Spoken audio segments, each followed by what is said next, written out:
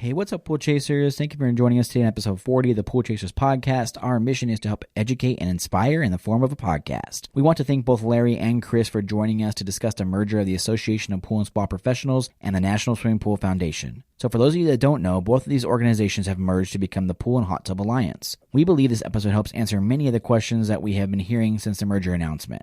There's a lot of information in this episode, but it is all very important. We became APSP members back in January because we have become full believers in what is now their combined mission of bettering the industry. We learned a lot through running Brothers Pool Service, and one thing we always talk about is how we should have taken education a lot more seriously. What both of these organizations do really affects the day-to-day of the pool professionals, and while some might feel the effects more than others, everyone is affected in some way. These organizations fight for our rights as an industry, and with the Alliance, they have really put the industry's best interest at heart. We ask that you give this episode your full attention and listen all the way through, possibly even take notes if necessary to fully grasp what this means for the industry.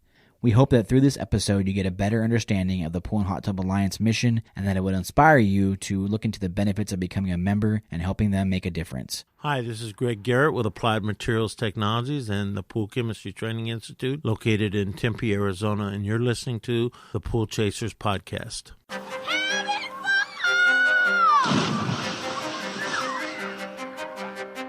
Welcome to your go-to podcast for the pool and spa industry. My name is Tyler Rasmussen. And my name is Greg Villafania. And this is the Pool Chasers Podcast.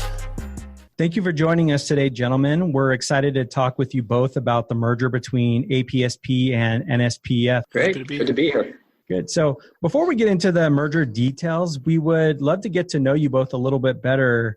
We'll start with you, Lawrence. Can you please introduce yourself to our listeners and just tell us a little bit about yourself and where you're from? Sounds good.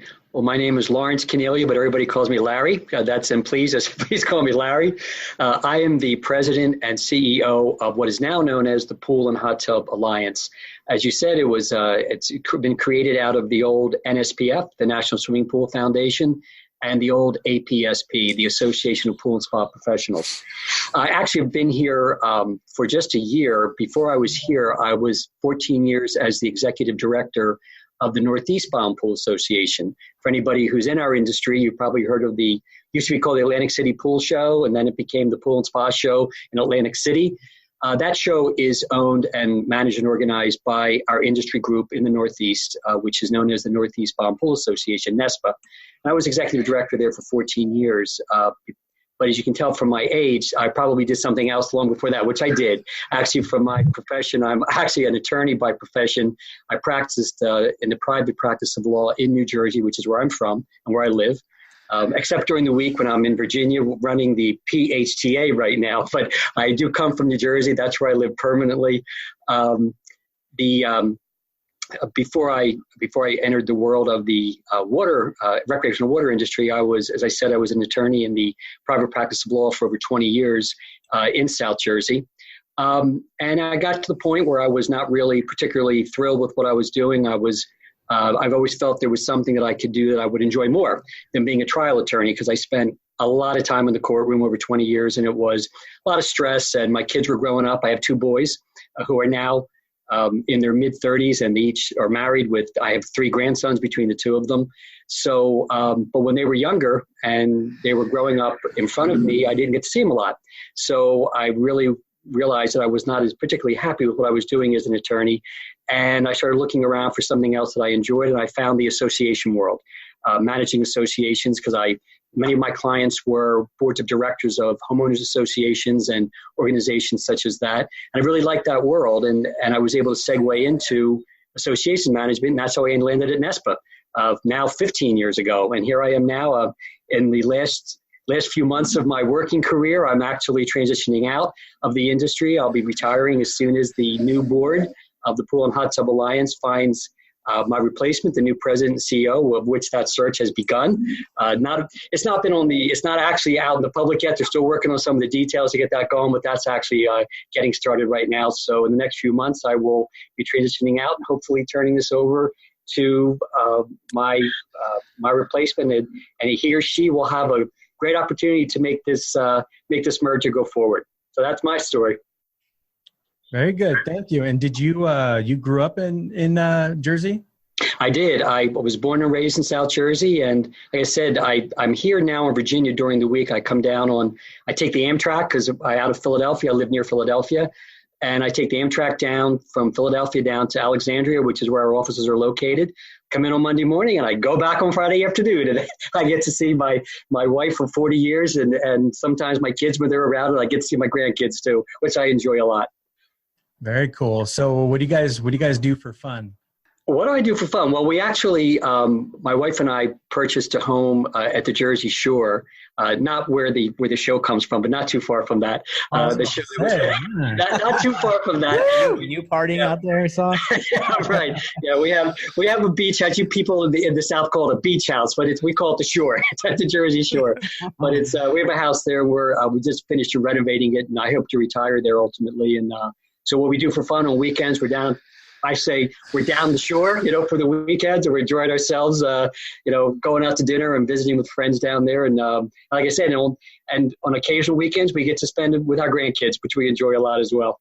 That's really cool. Well, thank you so much for sharing all that with us. Sure. Hey guys, we're interviewing a few of Jobber's customers today to let you hear their testimonials. So, all right, can you just tell me your name, your business name, kind of what you guys do? Sure. Well, I'm Sean King, the owner of Florida Leak Locators in Orlando, Florida. And I'm Ken Wilshire. I'm the business development manager. And we find leaks, we fix leaks, and that's all we do. Nice. What do you think was the biggest change you saw in your business or your personal life after you guys implemented Jobber? I'd have to say the biggest change was the ability to service more accounts for us. It was something that being able to do more with the same amount of technicians then allowed us to gain revenue and more profitability. Well, there you go. We could not have said it better ourselves. So if you guys want to check out a software solution for your business, please go to getjobber.com/pool chasers. That's getjobber.com/pool chasers. If you go to that website, you can get a 14-day free trial as well as 20% off your first 6 months. So it's a great deal. Check it out. All right. So you're up, Chris. Can you please introduce yourself to our listeners? Yeah, absolutely. So my name is Chris Curcio.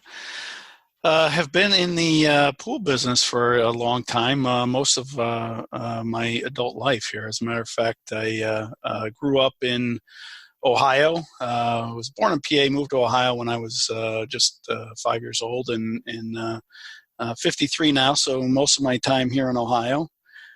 Started in the pool business when I was 17. Right after high school, a friend of mine got me a job working at the local pool store, and did that as I was going through college, and got involved in ownership in lighthouse pools. And I don't want to spend too much time dwelling, but eventually got involved in owning a couple of stores and bought the company in 2008. I've got a wife of 20 years. We've got children. I've actually got children ranging from 28 years old, 5 children from 28 years old to 14, 4 girls, 28, 26, 22, and my youngest daughter is 18, and my only son is 14. You guys for a boy or what? That was a lot of girls. That wasn't the intent, really, but that's the way it looks and the way it turned out. But I'm outnumbered too. I feel. Yeah, it's well, that's why I work so much, really, because you gotta keep up, right? You got 4 weddings to pay for. My second daughter, who's the only one who works in the business with me, she does our marketing advertising work for Lighthouse here, Amy, and she was recently married a little bit over a year ago, and we're in the pool business, and she chose to get married on Memorial Day weekend, which I'm still not happy about. Yeah, that's a tough one.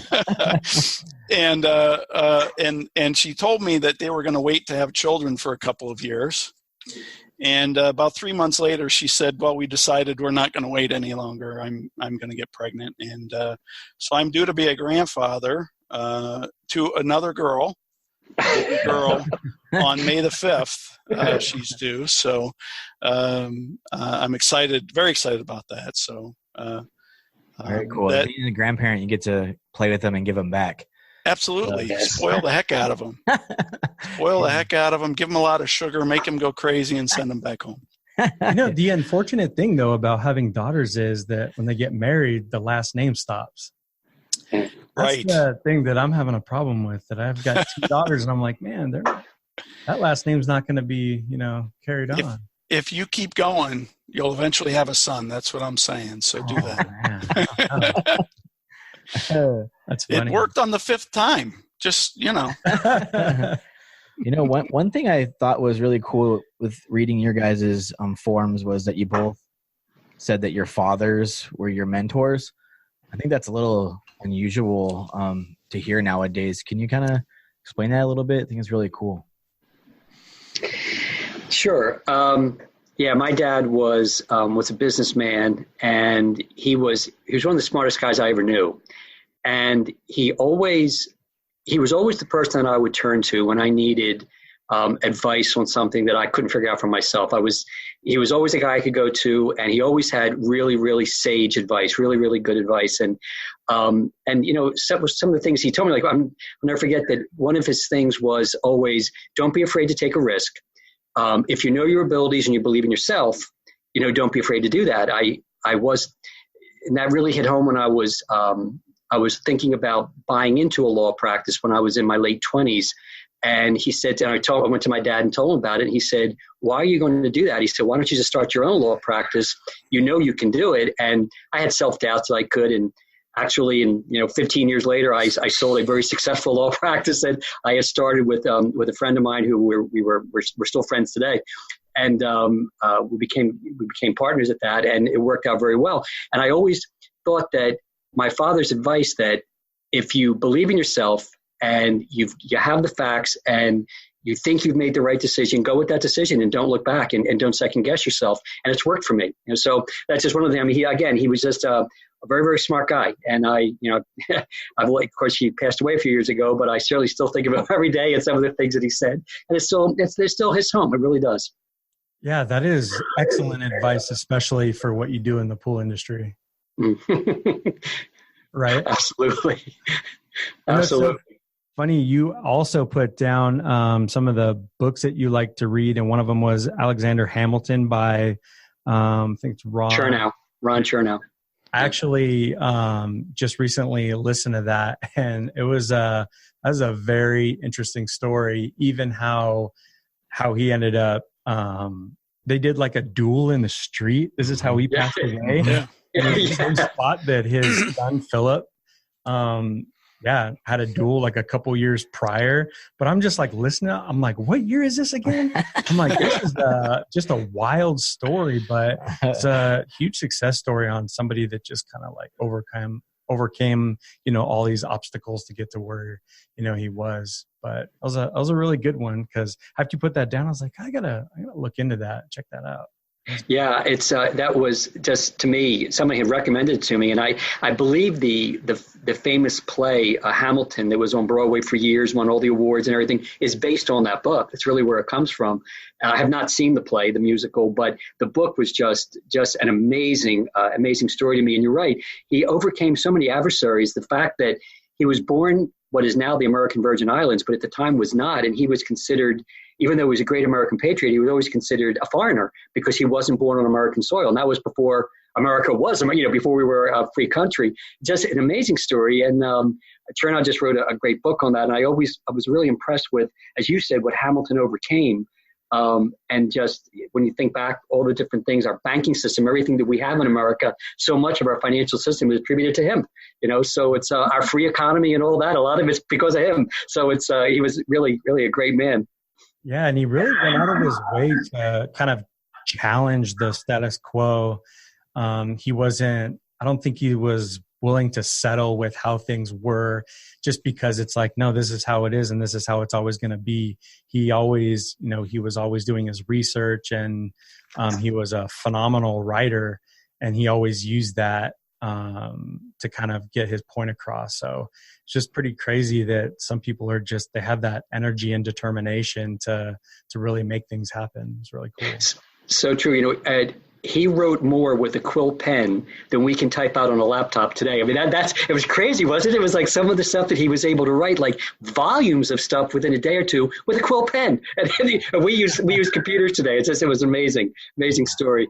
He had an affair scandal, and this dude pretty much like got out of it with some like 90-page like write-up that he did.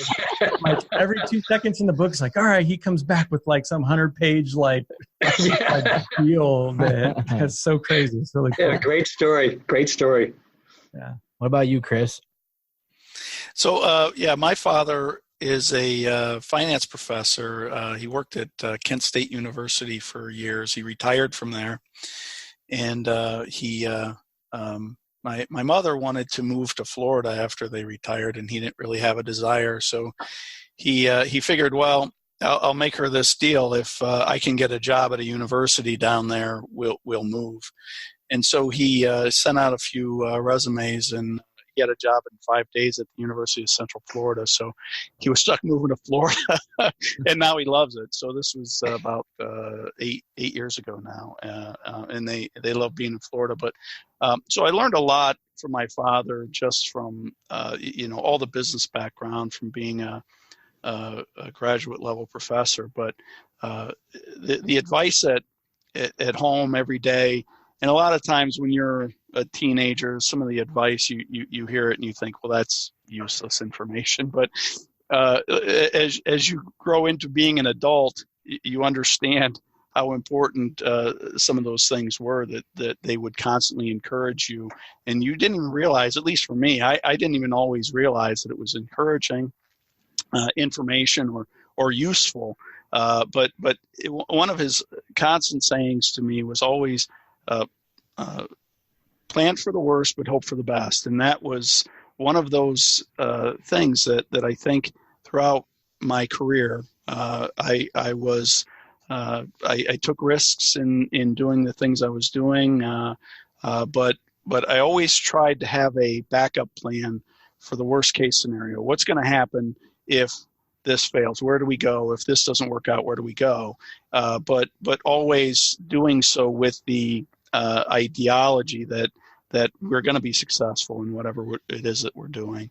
But there was always another, backup plan or other support, just in case something didn't go the way we planned. And I don't like the term failure, because we don't necessarily fail at things. Sometimes we just have to go down a different path.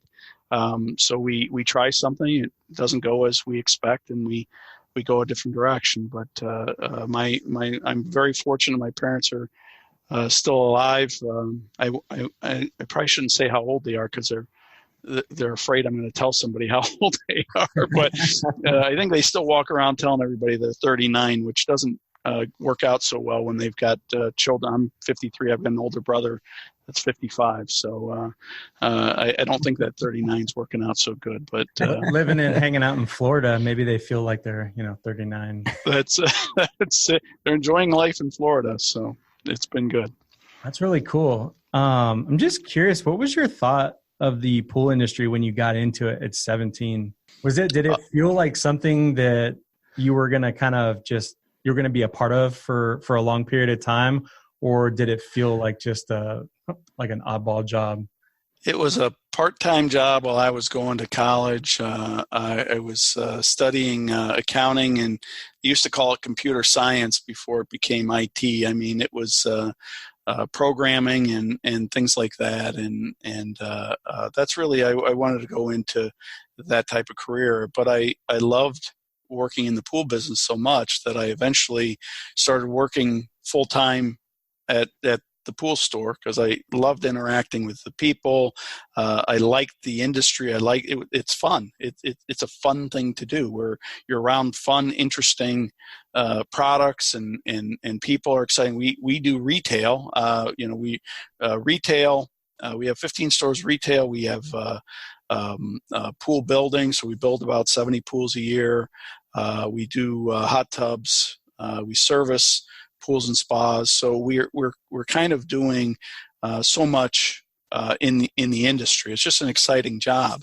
And so no, when I got in, I didn't have any belief that I was going to be doing this forever. But you get in, and I had the opportunity to become an entrepreneur doing it, own my own company, which I think changes so many things. And I've got the ability to apply my business background toward those things. So you have to wear a lot of hats, as you guys know, and a lot of people in this industry know.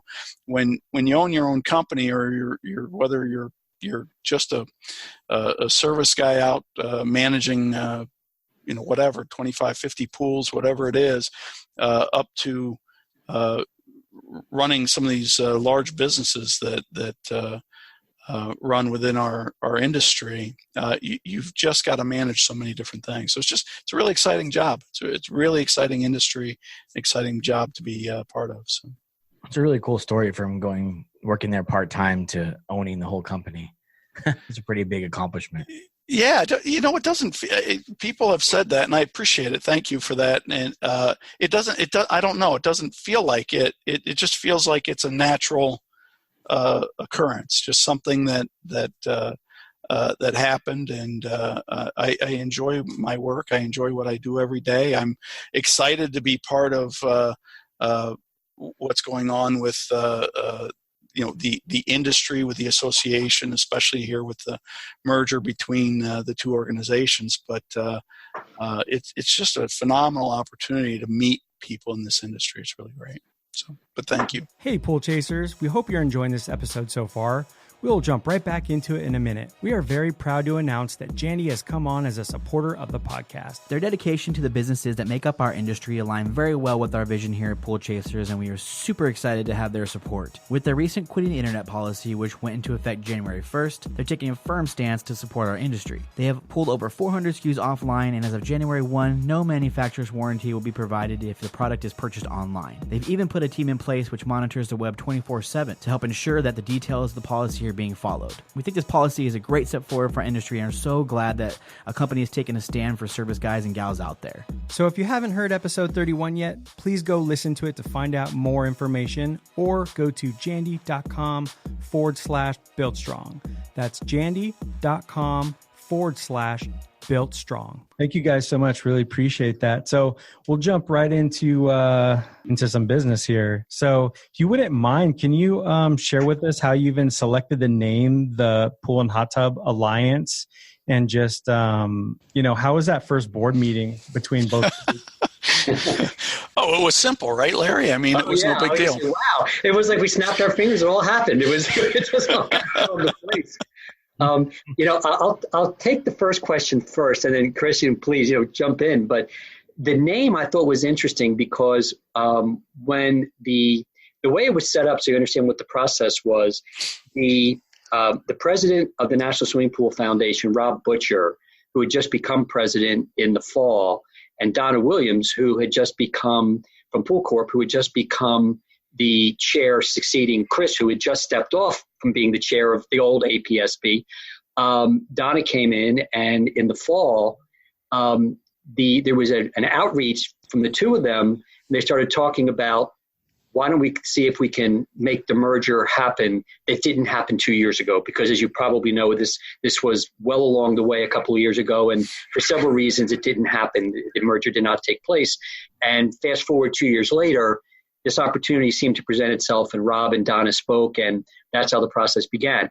So what they did was, there were three people from the old APSP board of directors, Chris being one of them, and Donna Williams and Rich Garby, and three people from the old NSPF board, which was Rob Butcher, Anita Sayed, and Francine Gonzalez. And the six of them met in Atlanta in November in a very, very quiet, secret, a non-disclosed meeting to talk about if there was a way to move this merger along. And out of that, the decision was, yes, there's a symbiosis and synchronicity there that these two organizations should complete the process and become one organization moving forward. So then fast forward to January, when the six met with our facilitators at association headquarters, who happened to be also from South Jersey, just coincidentally. And we had the meeting in Mount Laurel, New Jersey, and the name came up, and it went around and around with all different words. They were everybody on the the unification team was looking for different combinations, and it ended up being, well, you've got the pools and you have the hot tubs, and that's really what it's all about. It's about pools and hot tubs, and it became hot tubs and not spa, because in our industry, the segment, which is the hot tub segment, they've done a lot of research over the years, and in their market research, they found that the word spa, when you do a search on a computer, when you put in the word spa, typically what pops up first is your day spa. Someone goes and gets a massage, or lady gets her hair done, you do the whole thing. Well, that's not who we are. That's not the kind of spas that we talk about. So the market research showed go with hot tub. So that's where the International Hot Tub Association got its name, and that market segment of our industry uses the phrase hot tub instead of spa. So it became important that it be pool and hot tub, and then the word alliance and association and coalition and different variations on a theme came out of it, and ultimately it was settled at Pool and Hot Tub Alliance. I get that pretty right, Chris? Yes. After a lot of deliberating as to what the exact name would be, right? Yeah. That's funny, because we could never understand why on platforms like Yelp, we had to be under swimming pool and hot tubs. We're like, dude, we don't do anything with hot tubs. There's got to be something for like in-ground spa, but there was never anything. And it always had to do with day spas. They didn't want to get a pool business mixed up with day spas, because obviously we're two completely different businesses. So yes, funny hearing what you just said, and kind of back to the service side of the business, how it all just really makes sense. So I'm really curious, did somebody have a suggestion for the new name that was just really silly? Gosh, were there any? No, what was? Because when you're thinking of different names, you're just like, oh yeah, no, we're not doing that. That's really weird. There were all kinds of names that were kicked around because, everybody wanted it to be descriptive of who we are, all encompassing. And the word alliance, we talked about coalition, we talked about federation. There were, and I think Rich Garvey had like his thesaurus out of his computer, and he was coming up with different words that would mean different things, because we wanted to try to capture everybody. We even used the word world of aquatics because Rob from the aquatics world, hey, what about aquatics? And we had to get that in there. So it was quite an exercise. It was probably one of the hardest things we did coming up with the name. I think. It's going to make a good acronym, right? Yeah, exactly. Well, that's always a trouble too. You want to try to make an acronym, but we talked about the aquatics industry, and Rob Butcher from the NSPF side is a swimmer and works for a foundation that raises money for cancer via swimming events. So really the idea being we want to include not just pool builders, pool service, hot tub people, but truly we want to be inclusive of the aquatics industry. So we're looking for methodology to get that worked in, but we settled on this because truly this is the segment that we're currently focused on, is the pool and hot tub recreational water use business. So I think didn't we rule out Federation? Maybe I chimed in and said Federation sounds like Star Trek. I don't know if you... Yeah, exactly. I think you were doing Star Trek. Star Trek thing, so we decided we don't do Star Trek. That reminds me of wrestling. The Klingon Federation. Yeah, well, see, that's it. Yeah, the World Wrestling Federation, right? WWF. So, but we're a little older than you, so Star Trek came to mind. Yeah. So how was that first big board meeting here in March? It was great. Yeah, it was phenomenal. That meeting, gosh, Larry, I think I got the book around here someplace. What was that? About 80 chapters in that book we had to go through. It was a lot of paperwork, setting up really. So there's 3 organizations that fall in. There's a Pool and Hot Tub Alliance, and then beneath that is Pool and Hot Tub Foundation. So the NSPF is, that foundation has been renamed Pool and Hot Tub Foundation. And then there's the Pool and Hot Tub Professionals Association. So for bringing those organizations really together. Although we're just going to go by PHTA to make everything simplistic for everybody to understand. It's a Pool and Hot Tub Alliance, and where everything falls underneath really doesn't so much matter. It's more from a legalistic standpoint. But we sat in a room, we pushed through a lot of governance, a lot of talking around those topics, and so there was a lot of work to be done, just taking votes and doing things like that to get through the minutia, if you will, of bringing the organizations together and making it fully functional, providing all the governance to run those organizations. But what I absolutely loved about being together, and what I've enjoyed being on the board with APSP for the last few years, and with this new board, is that we have a great group of strategic thinking, very intelligent people that sit on this board that are every single one of them are excited about the industry, excited about being involved in the board, and whether it be association or foundation or both, and they want to give their time to support and grow this industry. Everybody in that room was donating their time, and they're excited to be there, and they want to see this industry grow. So that was my biggest takeaway from this. It's just a great group of people. And Larry, if I can expand on that a little bit as well, typically in the association world, you see boards of sometimes 18, 20, 22 people. That's not unusual. This board is a pared down board of 10 people, and for very important reasons, 5 from the old NSPF and 5 from the old APSP. But every one of those people, in addition to what Chris said, and he's absolutely right on that, the dedication and the interest of all 10 people that serve on that board, from the day that the original unification group met in Atlanta, rolling out of that into the meeting in New Jersey in January, and then the ultimate announcement at the end of January, and also at the first board meeting two weeks ago, was the overarching theme, which is that what we're doing here is not what's in the best interest of the Association of Pool and Spa Professionals or what's in the best interest of the National Swimming Pool Foundation. It's what's in the best interest of the industry.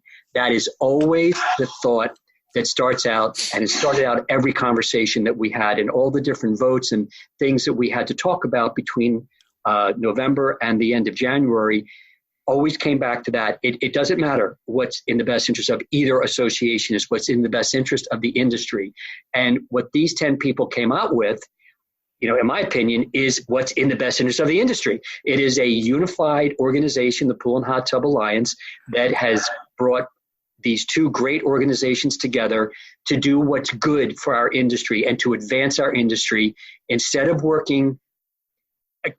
competing against each other, we're working with each other, and that just makes perfect sense. We were talking about some of your guys' answers with that, and that was really cool that you guys, that's really been a focus of the board and focus of the new movement for sure. Can you kind of just explain in very briefly what APSP did, what NSPF did, and kind of how they're going to work together, so for people who don't know? You want to take APSP, Chris? I'll try the foundation if you want to do APSP. So APSP, the Association of Pool and Spa Professionals, we've got in that organization about 3,100 members, and APSP was there, and it still provides as the association piece of this. Governance. Government relations. So we're constantly monitoring things going on throughout the industry that might fall into government relations, restrictions, things like that could potentially, whether it be to harm or maybe enhance our business. So I think, Larry, they get about 3,100 or something like that alerts a year through their No, it's more like 7,000 or 8,000 alerts a year. Sorry. Yeah. So we monitor, the government potential laws, things that are even being discussed as potentially becoming a law, all the way down to the local level, and they're monitoring these alerts with a very small staff, by the way, looking for opportunities to make sure that we're protecting people throughout the industry, protecting the membership. So government relations is number one. Codes and standards. So setting up and creating, modifying, getting codes and standards out to the industry, both on a state and local level, wherever we can. So we're working with building departments, health officials, things like that throughout the entire United States, wherever there are states where there's licensing required. So we're working with those folks to make sure that the licensing standards are set up to meet the industry codes and standards. And the reason that we do that is that the federal government likes to stay out of things where codes and standards already exist. So if we're governing ourselves, meaning that we're being responsible within our industry to manage our own sets of codes and standards and things like that, they'll have a tendency to stay out of that arena for us, which is very helpful. So those are the first two. And then education. We want to make sure that we're educating our members in all different facets, whether it be pool building, and predominantly the association worked mainly on the residential side of the industry. So it's service techs, could be just regular pool service, could be pool building, spa service techs. There's education programs that go basically from entry level all the way up to a certified pool builder. And those are really the three main facets that APSP is trying to provide. Oh, and there's a new retail program as well. But APSP, that's really been the main purpose of the association, is to provide kind of those three tiers. So I hope I didn't leave anything out, Larry. No, I think it pretty much covers the highlights of what we've always done. On the foundation side, the foundation has done several things worldwide. Number one, everybody's probably familiar with the CPO program, the Certified Pool Operators, what that means. The CPO program was developed by the NSPF probably 25, 30 years ago, and it is now sold worldwide. I believe the foundation, certifies 31,000 CPO certificate holders around the world on an annual basis. They also certify the CPO instructors. That has always been the main focus of the education as far as the foundation was concerned. A few years ago, as you're probably also well aware, that the foundation purchased the Genesis program from Skip Phillips and Brian Van Bauer, who were looking to, at that point in their life, they were looking to transition out, and they sold the company to the National Swimming Pool Foundation, which is now part of the NSPF, which is now the Pool and Hot Tub Alliance. The other main area that the foundation has been involved in has been soliciting contributions and donations for its philanthropic policies and philanthropic services, such as the Step Into Swim program. The foundation has been a huge advocate of the Step Into Swim program, which is to get younger people, children mostly, into the water to teach them how to swim. And why do they do that? Actually, there's really three reasons. First of all, it's for safety. We all know the horror stories and the terrible tragedies that can occur when a child, whether it be at a lake, the ocean, in a swimming pool, drowns, needlessly, because there's no reason for that with proper supervision and things that we all know about. But if a child knows how to swim, obviously they're going to be much more protected against that horrible tragedy from happening. Number two, healthy living. If people are in the water, they're swimming and they're conducting either exercise or even just playing in the water, it promotes a healthy lifestyle. It's good for you, to be in the water. Both of these areas have typically been in the commercial venue. The CPO program, as you know, is for the commercial pool venue, which for commercial pool operators. The other reason, the third reason for stepping to swim, for getting kids in the pool and stepping to swim, statistically, we're going to be a little bit mercenary here, but our industry has done some research, and we have found out that when a child learns how to swim at a young age, they are 75% more likely to buy a pool when they're older, when they're an adult. So by getting kids into the water early, teaching them how to swim, you could be saving their life. You could be instilling a healthy lifestyle on them. And you know what? It might actually be helping the industry because it's going to help more pools be built in the future from these kids who become adults, later time. And obviously, when they're young, hopefully their parents will buy a pool as well. So it's those types of things that the foundation has been very focused on. Not to mention in the scientific world, the foundation has been instrumental working with the Centers for Disease Control, the CDC, the NIH, the National Institutes of Health, in looking for ways and granting research grants to find ways to either prevent or fight waterborne pathogens such as cryptosporidium and the different things that we have to deal with in our industry, especially with commercial pools. So the foundation, as you can see, they have a wide range of interests and activities that, if you listen to what Chris said, what the APSP did, we kind of dovetailed in education, but other than that, we did very, very different things. The education piece, the foundation, yes, did CPO, and now with Genesis, they do the Advanced Builders Program. APSP and all the other kind of education. So it just made so much sense when you think about what these two organizations did, what we can do together, as one unified organization. Yes. Cool. Thank you. Yeah, that would definitely help explain a little bit more to someone that doesn't understand it. And that's all going to be covered now under the Alliance. So that's good. So we kind of talked to a lot of different people throughout the industry, and, since the merger, there's been a lot of questions on things like education, standards, memberships, even like physical locations. We'd love to dive into some of the few tougher questions that we've been receiving, and love if you both could help shed some light on those answers. So let's kind of start with education side of things. If someone has certifications, such as a CPO, what happens to that certification under the new Alliance? And also what happens to the APSP memberships? The easy answer is nothing. Okay, the simple answer is nothing's going to happen. Actually, I'll break it down for you. That if you're currently a CPO, a certified pool operator issued by the NSPF, or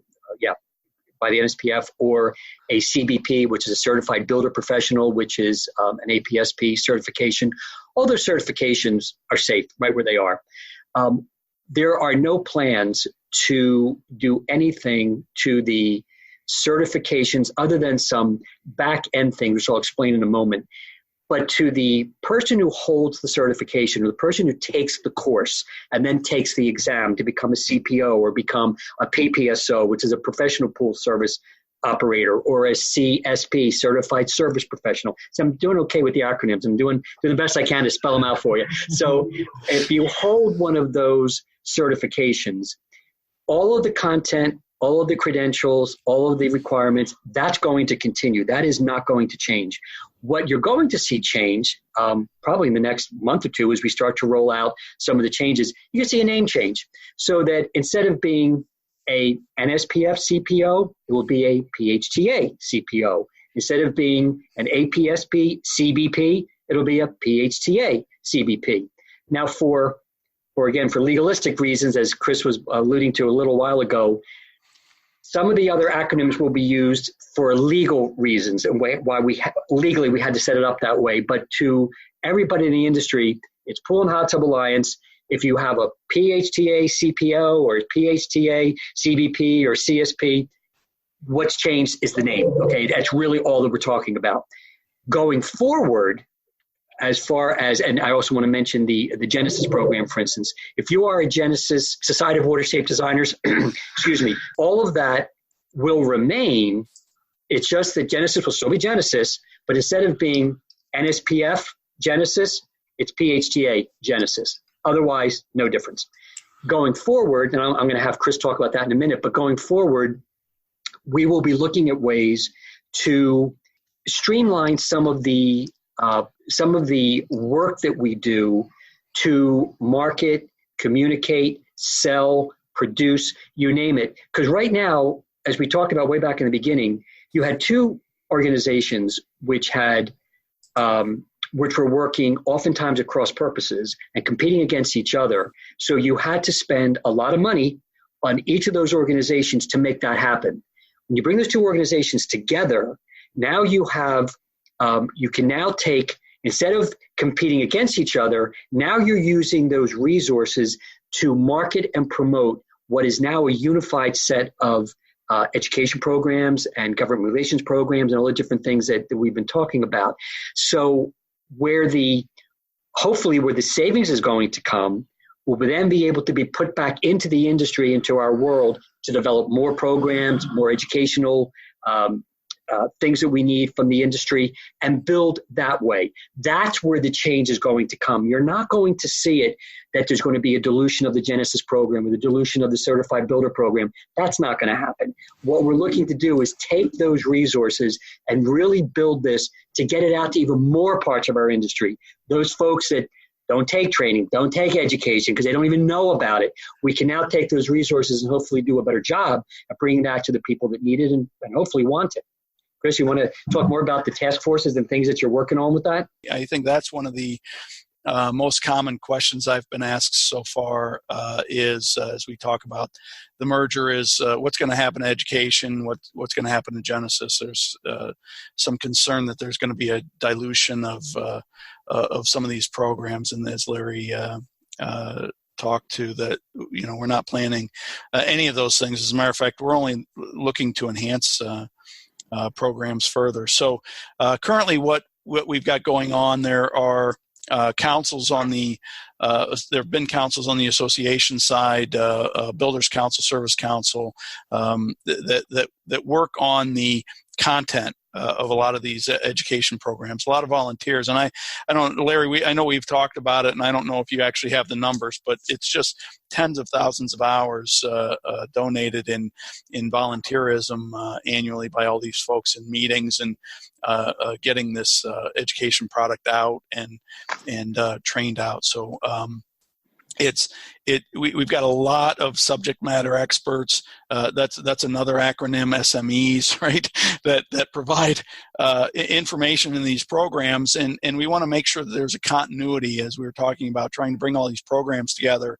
We want to make sure there's continuity throughout. Now, although there's really very little overlap in the programs anyway, we have this really unique opportunity now to really go all the way from the entry level, I'm going to go clean a swimming pool, whether it be commercial or residential, all the way up to the Genesis program with the Society of folks that are doing a great job at the the master level of building. And so what we are working on doing right now is putting together a task force. So it's going to be a short version, short time version of a committee that's just going to be limited to really focusing on bringing those education items together under the new organization, so that there is a continuity all the way through. Looking for opportunities. Are there holes in the program?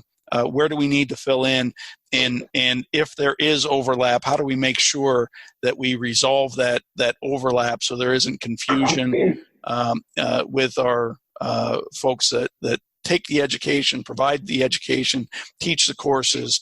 For sure, we don't want any confusion out in the licensing world where suddenly it creates an issue with someone's certification or licensing. So we're going to put together this task force of people on both the association side, builder, service, folks that have been doing PPSO, CPO, building pools, and also we hope to have some help from the folks from Genesis, just to make sure that we bring continuity all the way through. So those are the things we're trying to provide right now, just to make sure over these next few months that we're looking for all those opportunities to bring it all together. And then where's our growth opportunity in the education world, where maybe we're currently missing something, a step in between. So I do want to say, I apologize, I talked so long, and I told you before, if I talk too long, you're going to have to cut me off. I wanted to mention about the association. One thing we don't talk about sometimes is, government relations, that's fine and dandy for what we call our Cat 1s, or the folks, the manufacturing and distribution folks. And then the Cat 2s in the association world are retailers, builders, service folks, and they can't always relate to government relations stuff because they don't feel it every day. It doesn't necessarily, it does affect them, they just don't realize it.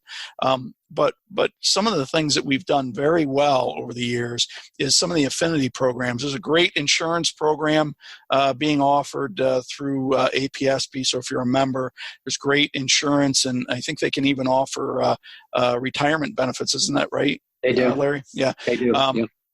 So there are ways for people running a small business who couldn't otherwise afford some of these things to be able to now afford it because they're a member of a very large group. So you get a group rate. The company that we work with is in California, but they can offer these services in all 50 states. So it's just one of the very many programs that we offer into the industry members to allow them to take advantage of being part of a very large group. Whether it's credit card processing, there's travel benefits. We've worked with different manufacturers of equipment, things like that over the years. So there's just a lot of opportunity being a member. Not that we're just providing some of these services that you say, well, whatever, if I'm a member or I'm not a member, I kind of get the benefit of that because those people are paying. But as a member, you get access to education, discounts on education, and also discounts on a variety of other products that as not being a member you otherwise wouldn't get. So I just wanted to throw that plug in while we're here. Yeah, I wanted to also just mention one thing about the insurance program. As Chris said, one of the things we're dealing with as an industry, and we all know it's not just our trade, it's all trades in the United States. We have a real workforce development problem. Fulfillment has become a nightmare in a lot of parts of the country because companies can't find qualified workers. There just aren't enough to go around. One of the things that helps is, if you want to be competitive with another small company and you want to hire somebody, what can you offer to those individuals that the guy down the street who's your competition may not be able to offer? Well, one of the things happens to be a very, very cost-effective pension plan, which it's a fraction of the cost of what you would need to pay if you were to go outside to a regular vendor putting together a retirement program for you. So, and there's other things that it also provides to help you with competition. In workforce development. I just wanted to mention that. As far as membership itself goes, because you would ask that question, so what happens with membership? As Chris just pointed out, all the different benefits that you get as a member, and also one of which is when you take an education course, you get a member rate for taking the education course. If you are a non-member, you don't get that rate. You pay a higher rate. Going forward, right now all members who dues-paying members of the old APSP are automatically dues-paying members of the new PHTA and PHTPA, which is the new organization that comes off of it. For the foundation folks, that really was not a membership organization as a foundation. What we're looking to do, hopefully down the road, is come up with programs to encourage the stakeholders from the old foundation to join in the new PHTA, perhaps a new type of membership model. One of the things we haven't gotten there yet, as Chris said, this is a lengthy process. We have to do all of this stuff, over time, but we want to find ways to, again, in this unification process, to build the membership. And that means including all the folks that are from the foundation side, the CPO instructors, CPO holders, other people that are involved in that world, hopefully offer them some kind of a membership model to give them benefits as well. So we're definitely looking at that for the future as well. Absolutely. Thank you. So I'm curious, how are people going to be sort of identifying the Pool and Hot Tub Alliance moving forward in, years to come? Are you guys going to be pretty much branding that on new, books and different things like that? Or is it going to kind of stay the same the way everyone else kind of views both the association and the foundation? Well, if we had the question earlier about the coming up with the name, that I think ultimately was the easy part, even though that seemed like the hard part at first. When it came to putting together logos and things like that, and I'm sure Larry will attest to this, getting the logos so that we can have the brand identified on everything, and we just had another call yesterday on unifying the marketing efforts to make sure that we've got two websites. Obviously, both organizations have websites. They have online education programs. There's all kinds of marketing material that has gone out into the world, books and things like that. So it's going to be a little bit of a process getting that done. But the good news is most of that printed material, obviously the electronic material is easy to change. You change it, it's done.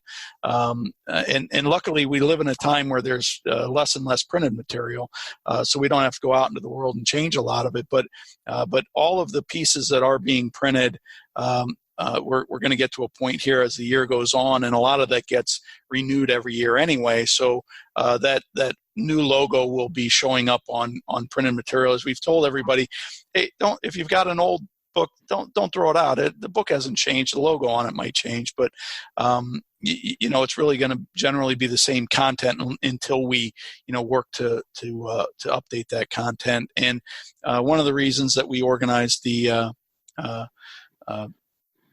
basically created the organization the way we did was from a legal standpoint, making sure that we don't have to go back and change things with the government for codes and standards and things like that. So it's a matter of just really changing the logo and not changing the organization. And that's really the way it's been set up, so that we can really just keep that continuity moving through. And Larry might be able to talk a little bit more about where we're currently at, but I know it's a bit of a process.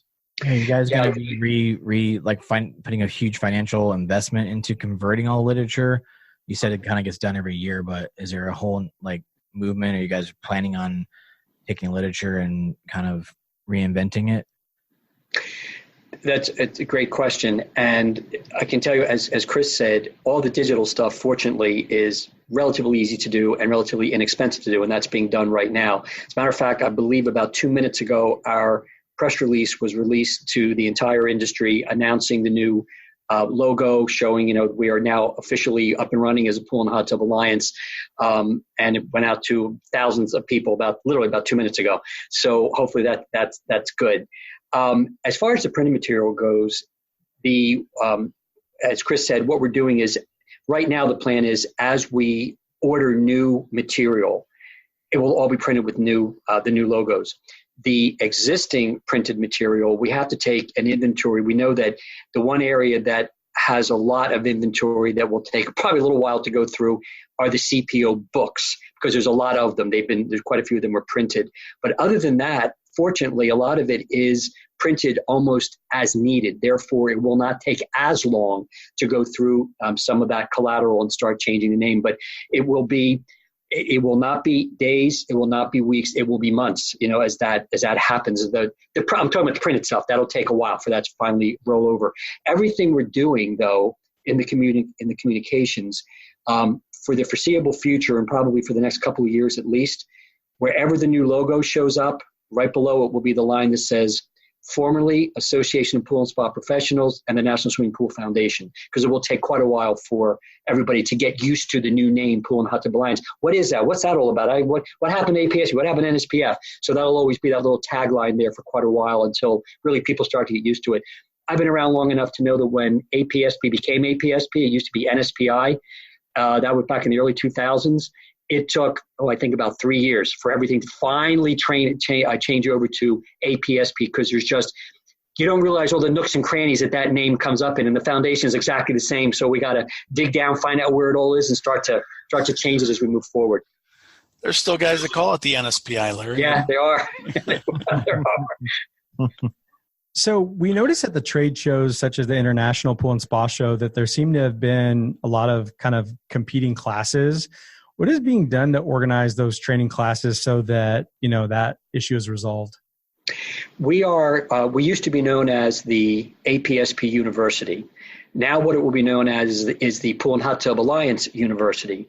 All of the courses will be under the one name. So that old competition will not be there anymore. We're going, as Chris pointed out, we're really trying to build a unified university, if you will, where it doesn't matter if you want to come in and learn to clean pools all the way up to the Genesis program, which is the advanced builders program, and everything in between, water chemistry classes, hydraulics, whatever you want to take, just piecemeal, will all come under one unified umbrella, Pool and Hot Tub Alliance.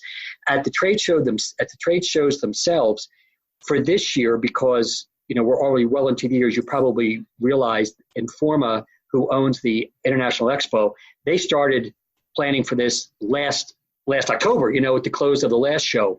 So what we're doing this year, and this year only, if you're familiar with the Expo, there's typically been a Genesis National Swimming Pool Foundation pavilion, and then there's been the old APSP area on the floor. Everything will be branded the same, but we'll still have the two separate areas because the floor is already laid out. In other words, you can't move things around when you're so many months into it at this point, but everything will look the same. So you're going to see the Genesis Pavilion. The only thing different will be, instead of saying NSPF Genesis Pavilion, Pool and Hot Tub Alliance Genesis Pavilion. Instead of seeing the APSP membership booth, Pool and Hot Tub Alliance membership booth, and so on. And so you'll see all the branding will be the same throughout the floor. We will be in two separate areas until next year in 2020. Then we can all be together, because then we'll have time to be able to put everybody together in one spot. Yeah, I mean, when you look at the list of classes that are offered for those shows, like Greg mentioned, it looked like there was a lot of similar classes. So moving forward, are you guys going to just kind of take a step back and take an overview look of those classes and kind of organize them to where it's a little bit less confusing for the attendees? Absolutely. And that really has been, that's been the goal. I know the show organizers at Informa, it will be music to their ears as well if instead of having two of their largest sponsors competing with each other on the same type of courses, we could all work together as one organization and working with our colleagues at Informa, because they really are the ones that put on the education program, and they come to the entire industry. They talk, to NPC, National Plasterers Council, and American Shotcrete Association, all the different groups that do put on education at the Expo. And they try to want everybody to work together, but instead of APSP sitting at one end of the table and NSPF sitting at the other end of the table, doing that, it'll be one group of people hopefully coming up with a plan that will work for everybody. Yeah, and that'll be part of what that task force is going to be working on. Plus, we're in a pretty good spot, because in truth, there really is very little overlap. You've got some overlap, but it's not outrageous. And when you had two organizations, they were really marketing against each other as if these programs were, basically the same, when in truth they really were significantly different anyway. So again, coming back and just having the PHTA university where we're going to be able to offer kind of the soup to nuts programming, and then hopefully over these this next year or two even fill in where there currently are some gaps. I mean, that's really kind of the idea of these organizations coming together, is to meet the needs of everybody without the competition of it getting in the way. So, do you have an idea of where those gaps are? I don't know if there's a lot specifically. I think that there's some opportunity to offer a little bit more on the builder side, maybe bring something in that would be below the CBP currently, potentially, kind of an introduction to the building. side of it, and I think there's an opportunity to even put something in potentially between the CBP and Genesis program. So the folks that do that education and every day and the boots on the ground building, who really understand those programs, that's the idea of the task force. They're going to be the people who are going to look at each program and be able to say, yeah, here's a gap. We're not going to eliminate the CBP, but can we put something in below it to get people moving up that path without going through the process of becoming a CBP, but on the path to become a CBP? And then is there the next step beyond the CBP to an advanced building course, but not as advanced as Genesis is? Are we missing a little bit of a piece in there? And again, the folks that are going to be on that task force are going to be integral in helping shape what those educational offerings are going to become.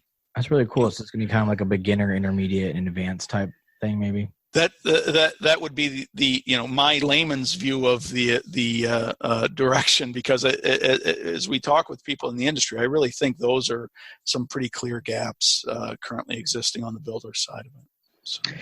One of the other things I wanted to mention that we've been talking a lot about the education programs is the way we deliver education. Up until this past year, most of our education really had to be delivered in person from beginning to end. You went into a classroom, you were there for 3 or 4 days, a lot of expense for pool company owners to send their techs and all that, to these multi-day programs and all of that, go to a trade show and spend 2 or 3 days, which is fine. But unless you were doing it that way, it was kind of difficult to get a lot of the education. With the new platforms that both the foundation and the association side have put together, we're now able to deliver the education literally in 3 formats. You either have, it's still in person, which is still being available for those folks who want to take the in-classroom courses. And we now have the online capabilities where all of the courses are pretty much online now. And you also have a blended program where you can take part of the courses online and part of the courses in a classroom setting. So it's really to appeal to all the folks in our industry. All different people learn different ways. We can appeal and hopefully satisfy whatever way someone needs to learn and wants to learn of the material. So, that going forward, one thing that we don't talk a lot about is that, let's say you have somebody in the industry who really is not interested in taking a certification course. As Chris and you were just talking about, maybe, we're missing some pieces in between, in the lower levels of builders, maybe a little bit between the CBP and the Genesis program. Maybe we're missing some spots in there. That doesn't necessarily have to be a certification program. We have modules where students can take just pieces of the different courses that they want to learn about. Soils, they want to learn about hydraulics, or just want to do something on water chemistry, or whatever the case may be. They're able to do that, and they can do that online, and learn at their own pace. So it's an exciting time for the future of education and training, because so much is now available from both organizations in both content and the way we deliver it. So it's completely wide open now, which is, again, one of the main reasons why we did this. Are you guys finding it difficult to update the education with all the new technology coming out, especially around swimming pools?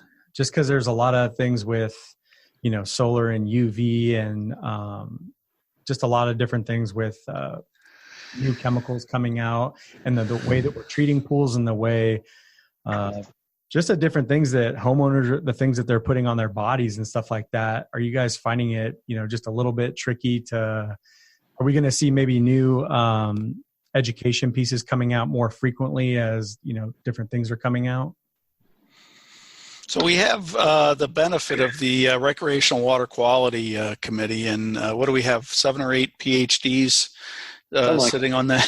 Something like that, at least. So some of the best people, smartest, brightest people throughout the industry donate their time, and their companies, which we're fortunate.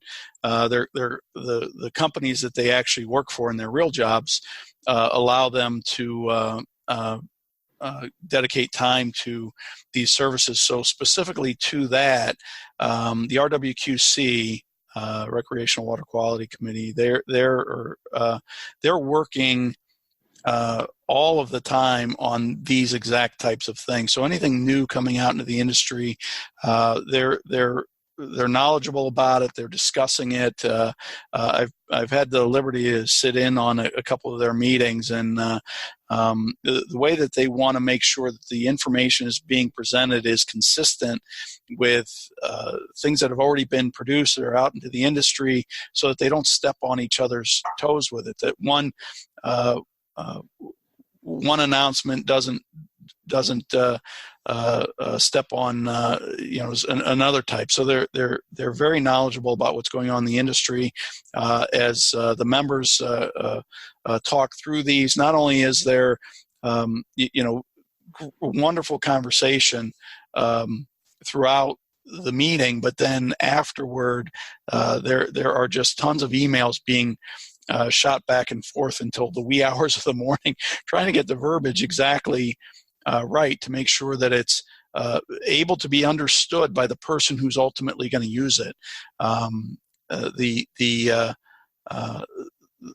They want to make sure that the language can be easily understood, easily applied correctly and consistently throughout a variety of different applications. So to your point about the technology that's being introduced into the industry with whether it be a different type of sanitizer that's being recommended or a different type of pool. There's been some conversation about treatment of lagoons, for instance, and that was brought up recently. And we want to make sure that we send out a consistent message on how to treat water effectively, how to manage the pool water so that it's safe and reliable for the users, and yet easy enough to understand so that the person who's actually out there who has to take care of that pool can understand what they're saying and exactly how to do it.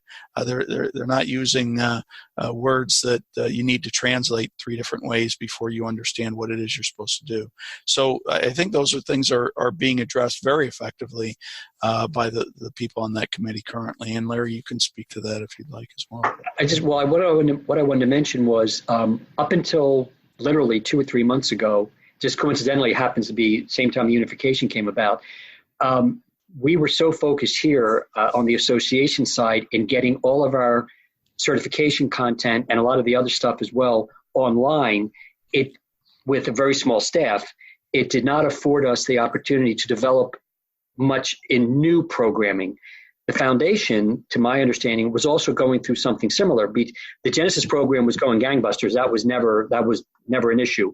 But on the CPO course and the different online courses the different in-person courses that they were teaching and all that, they were converting as well and putting them on to online as well. Their AST program, which is the Advanced Service Technician program, is an online program, interactive, very, very an excellent program. So what we now can do and what we want to focus on now that all that's behind us, what we want to focus on is, just to your point, as different topics come up, we need to develop more courses. We were I had a conference call this morning. We were talking with some of my government relations people here that, we have this program that we're trying to have the International Swimming Pool and Spa Code adopted around the country, and we're very successful. It's happening around the country.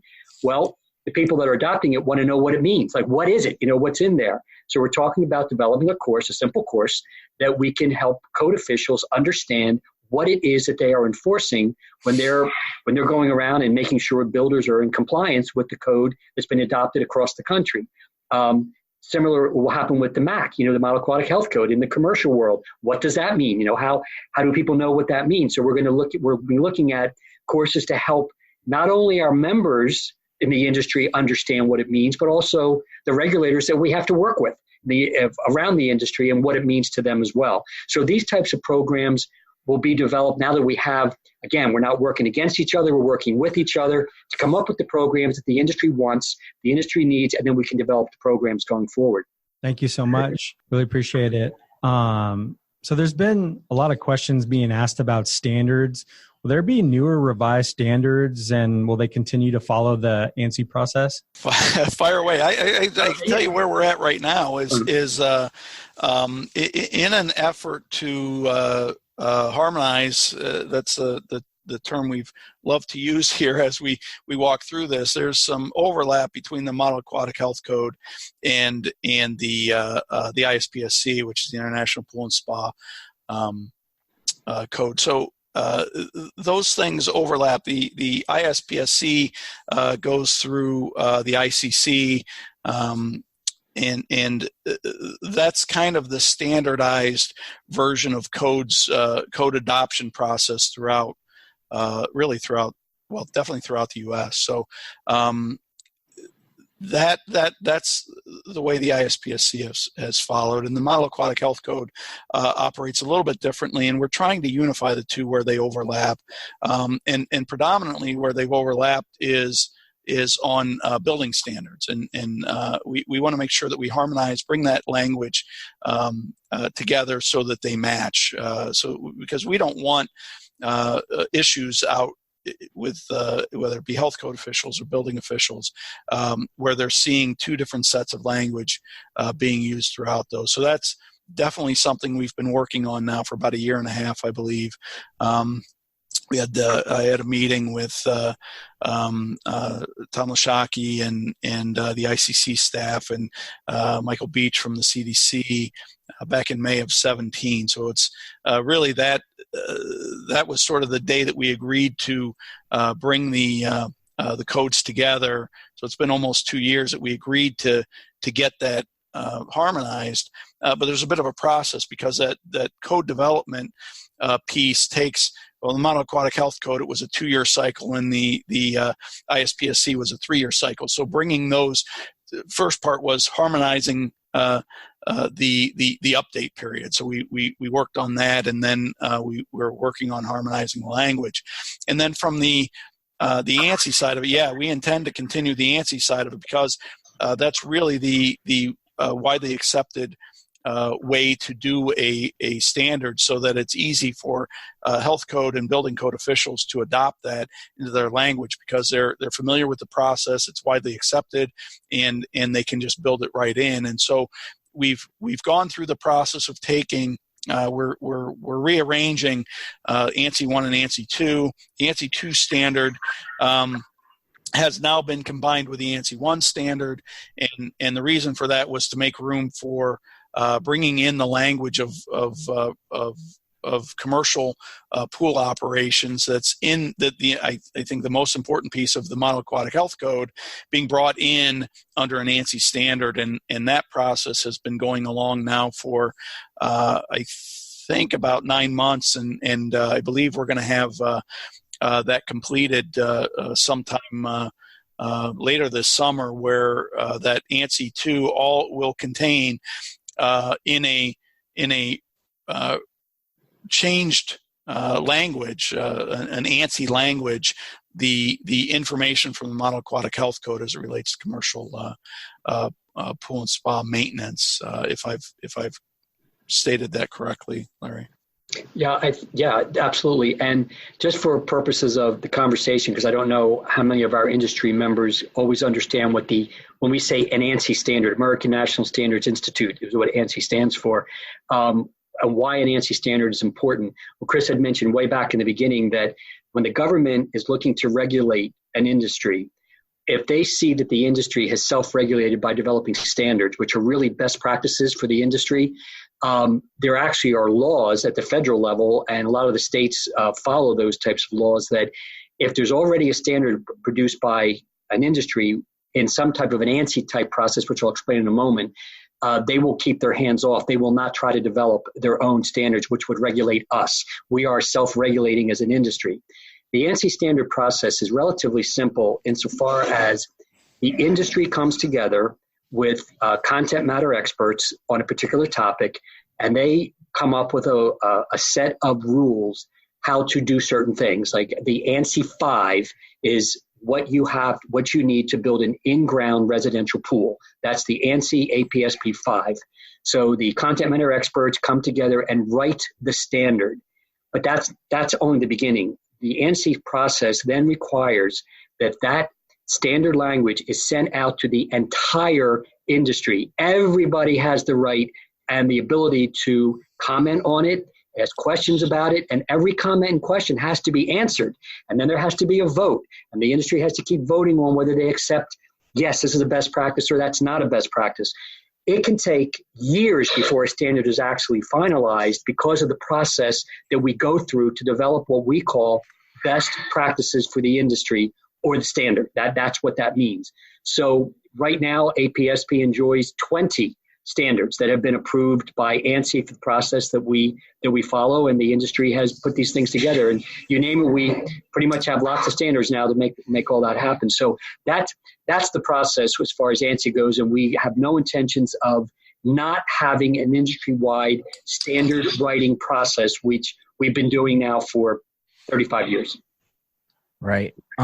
So you have both the Model Aquatic Health Code and the ISPSC. Sounds like you guys are trying to do what you can to kind of bring those two codes together. So what can be done, I guess, to kind of help drive that unified code into all 50 states? Because some states go by certain codes and then counties have their own codes, so a little bit different. So what can we do as an industry, I guess, to push that out as a unified code to all 50 states? Support the PHTA, because that's truthfully that's what we're doing, and we want to do that really to help everyone in the industry. So whether you're a service person, a builder, at any level, technician, we would love to see across all 50 states at every municipality, state and local levels, the same standards, same codes, things like that would be phenomenal, because then you would be able to operate in any community doing the things the way you know how to do it, the exact same way everywhere you went. And as we know, anyone who's been in this industry more than about a week, if you move from one city to the next, sometimes you just have no idea what you're going to be stepping into. And so that is one of our main objectives. That's what we continue to put resources toward. The standards are there, the codes are there. We are fortunate enough to be a self-regulating industry, so that we can generally keep the government from sticking their ideas into it, because the people in this industry really do know best as to what works the best, because we have a lot of people really devoting that time to making sure they're putting out the information that works the best.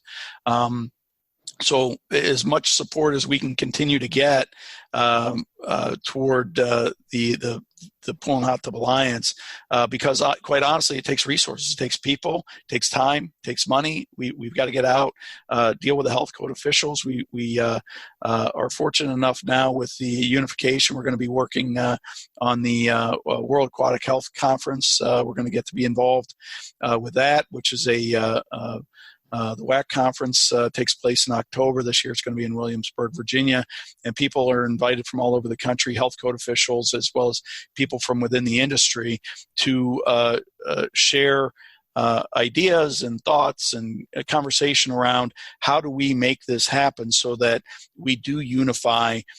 We have on our commercial council that was APSP, not PHTA, the commercial council, it has a health code official on the council, so that they can bring language to bear as we're talking through how do we manage these things within our industry. So as we begin to make statements, codes, work on these things, health code officials are being involved in that, so that we're making sure to use the language that suits them the best as well.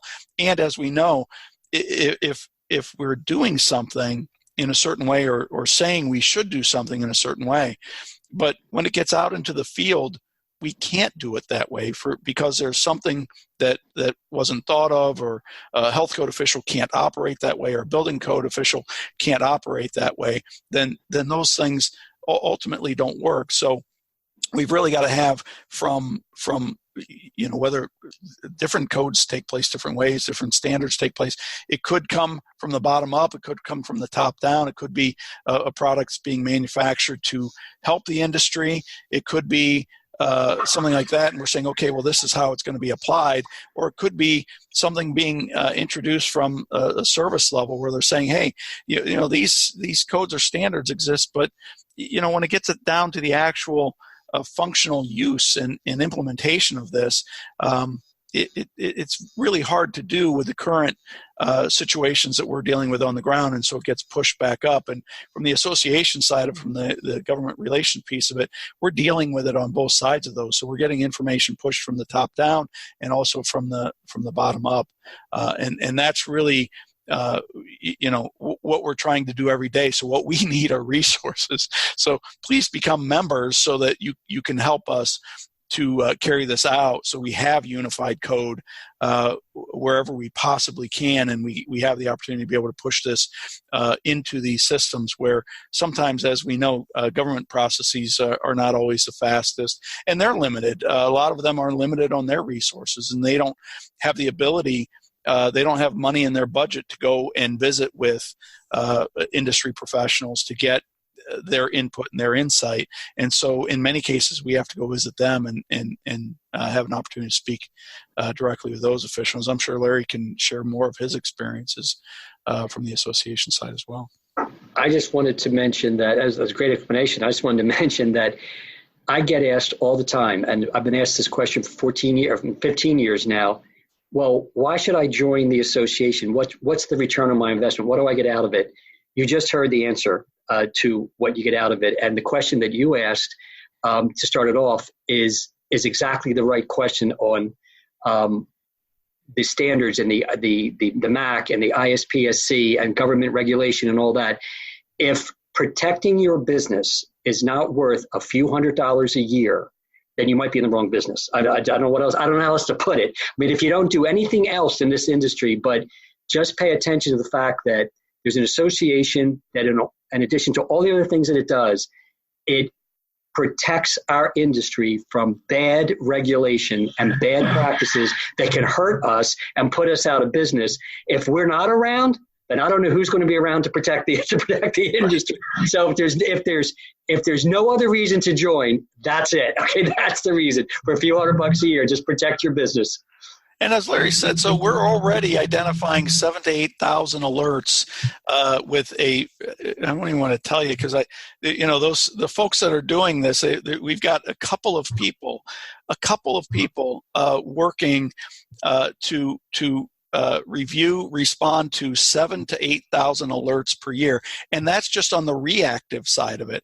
Plus, we're out on the proactive side of it, trying to introduce codes and standards out to building officials and health code officials, really wherever possible. So the more people we can, the more resources we can put behind those efforts, where we have the ability to do a little more proactive work and not just be burdened with the reactive work, is where there's going to be a huge benefit to be able to do that. So again, Larry's right. I mean, if spending $599, if you're there's a couple different models they can become a member. I think one is $225, Larry, and the other one's $599 from the folks on the side of builders and service and retail people. If that small amount of money, it doesn't make enough sense to you, not only for all the affinity programs and the benefits for your own business, but the work that's being done by these very few folks, which we greatly appreciate their solid efforts. So tell them, Larry, we really appreciate them today too. But that if it's not worth just a few $100s to make sure that you're being protected right in your community and you don't even realize it, then I agree with you. Please let us know what you think we could possibly do differently to make it worth the $600 to you. Yeah, I just got my notice, Larry, about the Pool and Hot Tub Alliance. So. Okay. Just came through good. I must be down on the list or something. Well, Well, historically, NSPF has financially supported the Model Aquatic Health Code. Will that continue under the new alliance? Go ahead, Chris. No, you do it. You do it. Okay. The board, actually, we talked about this issue, and there's absolutely no reason why we wouldn't support the Model Aquatic Health Code, insofar as the MAC is divided in two. One half of the MAC is operation and maintenance, and which Chris just explained. We're literally, the association was using the language from the operation and maintenance and putting it into our ANSI 2, the standard number 2, because it is the standard for operation and maintenance. The only problem we have is in design and construction, which is the other part of the MAC code. And as Chris explained, we're working on harmonization. So would we continue to support the MAC? Absolutely. It is the standard for operation and maintenance. What we have to get a handle on and fix is that section of the MAC which is not in harmony, meaning we have conflicting language in our standards, which is very, very difficult from a builder or service contractor's standpoint, because what are you building and servicing to? Which standard are you supposed to work with? And as an industry point, we want to have one unified standard we can all follow. So having said that, we absolutely will continue to support the MAC, but we really want to get it fixed as well so that we can support the entire MAC. Sure. So financially, your efforts are going to be put towards unifying it and supporting it. Well, the board really hasn't gotten, because we only do this year. Yes, I mean, there's financial support this year. There's no question about it. For future years, I can't answer for future boards, but for right now, yes, there is an ongoing. I don't believe the foundation was the only supporter. I know there were not. There were several other financial supporters of the CDC, or what's called the CMAC, which is the Committee for the Model Aquatic Health Code. And yes, there is money which we are paying right now, to the CMAC to make that happen. What the board decides to do in the future, I don't know. I can't answer that for you. Sure.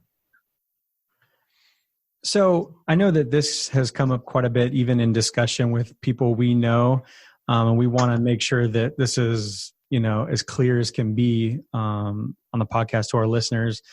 Can you share with us if somebody is new to the industry, or they're trying to give their business kind of a facelift, as to where to even start with, education, the whole entire thing?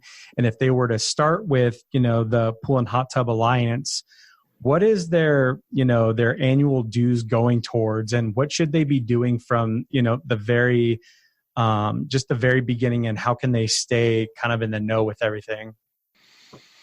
Wow. Okay. So yeah. so currently, predominantly, again, on the residential side is the type of business or the education that has been offered through APSP. So if you go to apsp.org, there is currently, and we're working on unifying the websites as well. It's going to take a little bit of time, but currently, and even in the future, if you go to apsp.org and the website's been brought together, you're just going to get forwarded to the new website once that's fully created. But if you go to apsp.org, you're going to get a full listing and identification of all the educational courses that are offered. As Larry was saying, you can even take modules. One thing that we invested as an organization a little bit over a year and a half ago, we decided to make an investment of about $1.4 million in updating all of the content and being able to take all of that content and bring it online so that people could take those courses rather than only in person, which is the way they were done before, both online and in person, or as Larry said, a combination of both. And so you can take a look at those courses. And what we also did throughout that piece was we identified modules that existed in each. So you had a service manual, had a builder's manual, but the language, because they weren't written by the same people at the same time, the language wasn't necessarily the exact same, or the course wasn't exactly the same in say, a course on electric. It wasn't identical in both of those. So what we did was we also unified that language and then created these modules so that if you want just a piece of that education, you don't have to take the entire course and get the certification, take the test, but you can pick out just pieces of it and learn as you go. You can do that right online. So if you're like me and you've got a business to operate all day, and then you go home and you've got family and you've got kids, and I've got baseball and softball predominantly with my children that I'm either helping coach or sitting and watching games for all the time.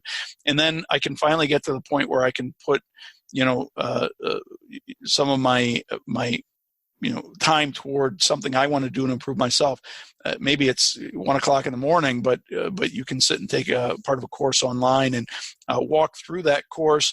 You can take it as you go. So if you can only do a little bit of it now, and then you can get back to the rest of it tomorrow or next week or wherever.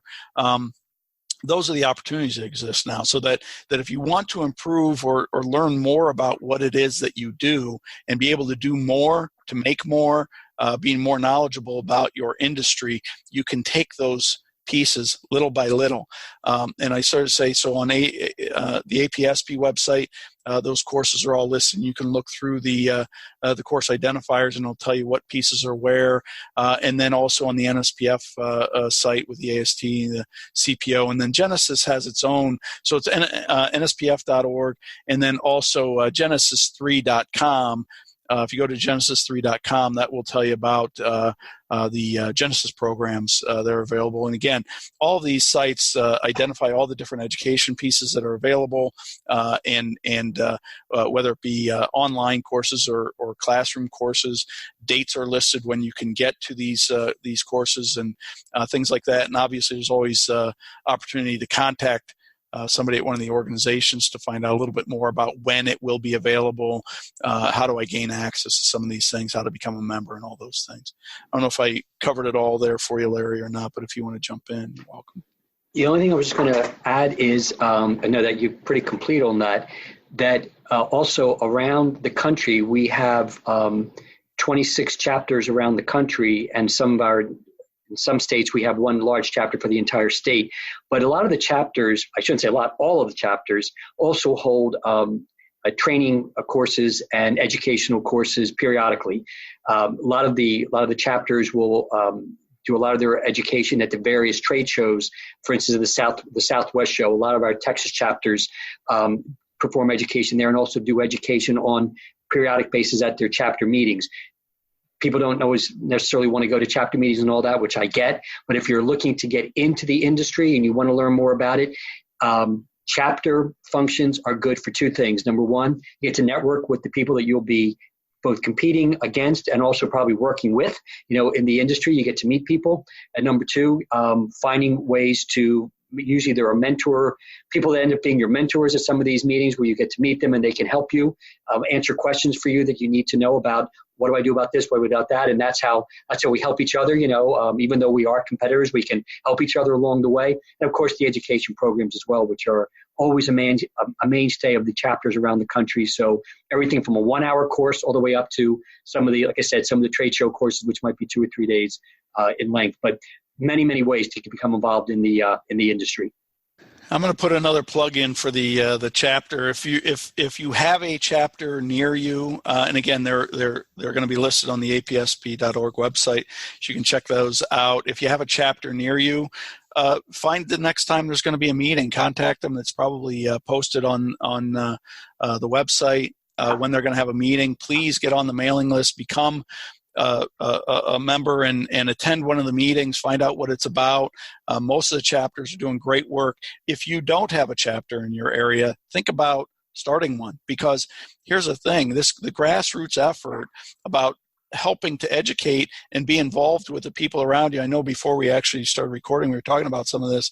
The best place to learn is from other people who are already doing it. So if you want to be the best at whatever you do, find the best person at whatever it is that you're doing and try to emulate what they're doing. So this is a great opportunity to go find the local chapter, go to the meeting, find the best pool builder in your area, and ask them questions. And I'm telling you, the vast majority of these people are happy to share with you what they did wrong so that you don't have to do it wrong yourself. And they're going to help you more than you will know at the time. And the vast majority of them are willing to help you.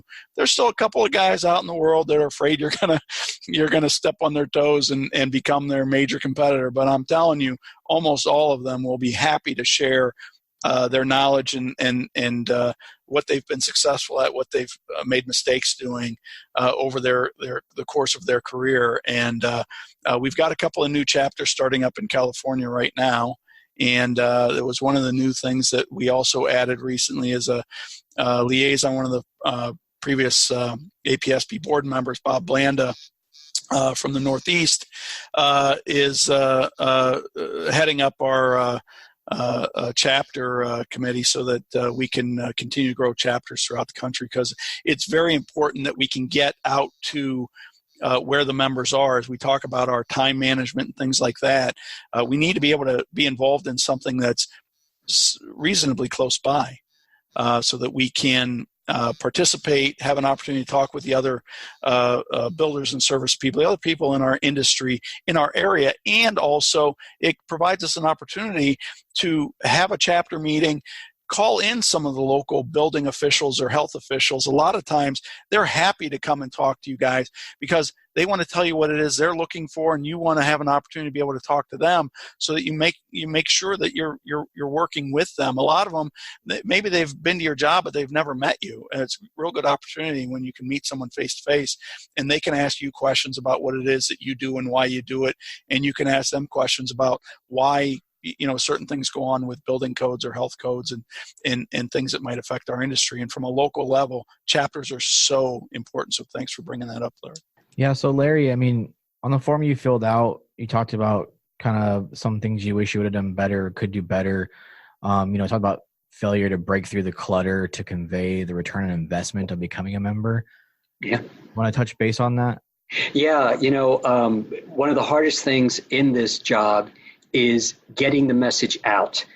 There is so much clutter. We all know what it's like. Today with electronics, between our emails, and half of my emails go into my spam folder. So I don't even see probably half the emails that I get because they're unsolicited and all that. So, and you're trying to break through with the message of everything Chris just talked about. Why should you be a member? How do you learn to become a better pool builder, a better service contractor, whatever the case may be. So getting that message out has always been very, very difficult. Even now, we're on social media, which is an enormous, it can be an enormous boost to getting the message out. If you have the right message and you have the followers and all that, and people are on social media, but yes, that audience is growing in leaps and bounds by us, which is important. But there's a lot of social media sites. We're not the only ones. There's a lot of them out there.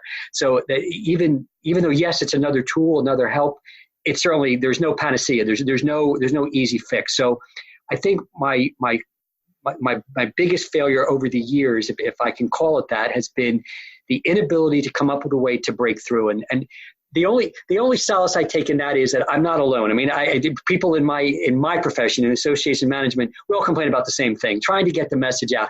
How do you break through the clutter? No one's come up with the right answer yet. We have tools, social media and emails and newsletters and, things of that nature, but there's no simple answer to it. So this podcast is a great idea. Again, it's something that we would not have had 10 years ago, but it's a tool, hopefully, that will reach a few more people that maybe didn't know who we were and what we do, and maybe it'll spark some interest in them to become involved. Right. Well, we just recently became members this past year, so we've definitely started to see the benefits, and we appreciate all that explanation. So thank you. We can imagine that the NSPF has a database of the pool professionals that have completed the CPO certification. What will be done with that information to try and recruit members into the new organization?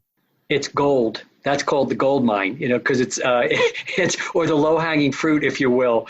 It's where we get our warm leads. It's the same way that in the trade side, we've worked for years with the the International Expo, the different trade shows where we exhibit and have classes around the country. The non-members that attend those shows, we always get that data, and that helps us with, that's the low-hanging fruit, people that are interested in bettering themselves in the industry, and many times they will join the organization when they see what we have to offer.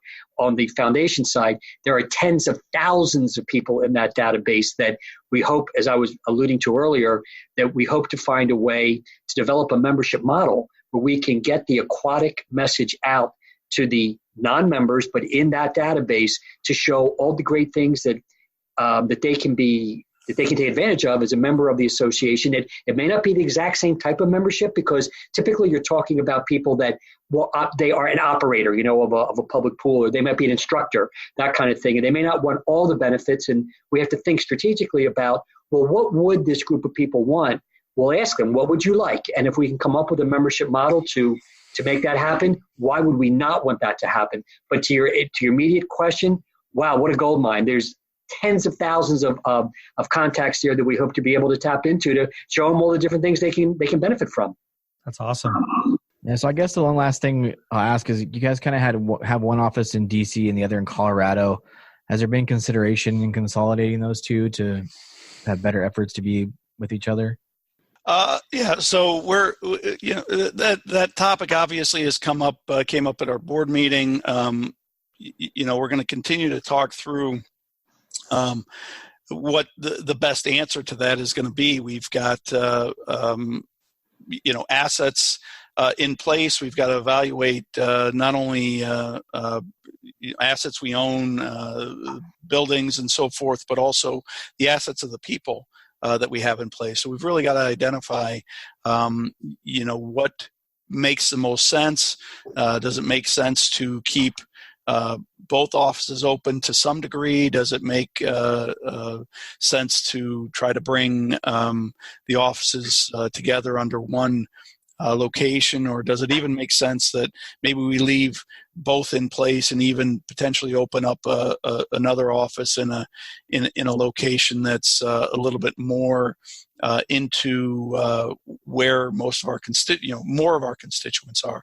Obviously, there are reasons why those locations were chosen. It's where the vast majority of associations and foundations exist, with offices are in Colorado Springs and Washington, D.C. So from a government relations, the ability to hire people that have association foundation experience, they are generally speaking in those locations. But with the change in technology and things like that, there's opportunities for people to also work remotely to some degree. So we're going to continue to evaluate that. We don't have an answer as to where that's going to go, and it's probably going to take a little bit more time as we work through the process of evaluating all of those different opportunities. I know that Jim Mock has stepped in as the interim executive out at the NSPF facilities in Colorado Springs. Larry is obviously in Washington, D.C. and helping to identify those opportunities. And then here we are in the midst of a CEO search. So I think ultimately, once we have a new CEO to oversee the organization, we're probably going to be able to further those conversations and decide where will we be a year, 2 years, 3 years from now, whether it be in one location, two locations, or even potentially more. Yeah, I'm sure it's very difficult, especially when you have people's lives involved and people work jobs in these locations. Thank you so much for diving into all these topics with us. We really appreciate it. Can you guys please share with us and our listeners where everyone can find more information on the new alliance and how someone can become a member? Right now, the website is apsp.org or nspf.org. Probably in the next month or so, there will be changes to that, but everything will be redirected so that if you go to either one of them, you'll be directed forward to the proper place. What we hope to be able to do also is develop its own website, which will be just for anybody looking for information on the Alliance, just to answer your question, all the different parts of it, we're looking to create its own website in order to make that happen, which will take a little bit of time to get that done, but we're looking at that as well. But for now, apsp.org or nspf.org, and the information can be found right there. Perfect. Are you guys on social media at all? We are. And you're going to ask me for it, and I know we're on Facebook, Twitter, LinkedIn, but I don't ask me for the sites. I don't know. I don't know what they. Fortunately, I'm old enough. I don't have to know what that. Well, we'll figure it out. And we'll make sure to put it in the show notes. That'd be great. And don't forget Genesis3.com. So if you're looking for Genesis programs or information about Genesis, at Genesis3.com is where that information exists on the web as well. So. Perfect. Well, thank you so much. We really appreciate you guys. You got it. Thanks, guys. Thank you guys so much for listening. We know that your time is valuable and we appreciate you spending that with us. Also, if you guys missed episode 30, we discussed how we are now doing Pool Chasers full time. We're super excited for it, guys. It's a very big step as husbands and as fathers, but we truly believe in the message. We 100% believe in the Pool Chasers community. So we launched our Patreon page. So if the podcast has brought you any value at all, please consider donating financially. Every little bit helps. We're very committed to bringing you guys the best content possible. This will help us go out and get that content for you. So if you believe in the podcast as much as we do and you want to sign up to be a patron, go to patreon.com/poolchasers. That's patreon.com/poolchasers. This would mean the world to us, guys. We truly appreciate your time and your ear. We will not take it for granted. Thank you so much for your support. If you have any questions, please email us at poolchasers.info@gmail.com. Please take the time to follow us on Instagram, Facebook, Twitter, and YouTube. And if you have not checked out the Facebook group yet, please do so. It's awesome in there. Also, if you could take a little bit of time to go to Apple Podcasts and rate us and review us, that would really help us out there. So thank you guys so much for the support. We appreciate all of you so much. See you out there, Pool Chasers.